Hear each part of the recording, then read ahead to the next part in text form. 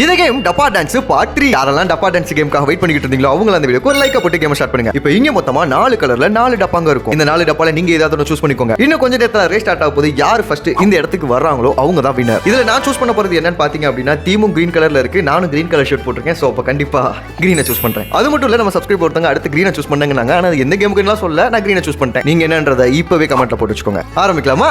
Okay 3 2 1 start.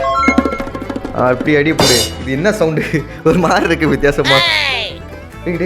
டேய் தம்பி ராசா கிரீனே எல்லாம் போயிட்டான்டா. ஆனா இந்த ஷார்ப்பான எட்ஜஸ்ல யாராவது பட்டாங்கன்னா செதுவிடுவோம்.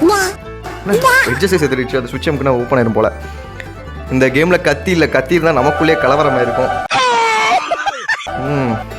இந்த நம்பர்ஸ் எல்லாம் வேற ஒன்றும் கிடையாது. நம்ம ஒவ்வொரு வாட்டியும் ஜம்ப் பண்றப்போ அந்த பிரிக்ஸ் வந்து அந்த நம்பர்ஸ் எல்லாம் குறைஞ்சு வேகமா போயிடும். அந்த பின்னாடி வர அந்த வயலட் ரொம்ப ஆபத்தானது. அது நம்ம நச்சு கொள்றதுக்குள்ள நம்ம இதை ஓப்பன் பண்ணிடணும். என்னை தாண்டா கடைசியில் தள்ளி விட்டுருக்கீங்க.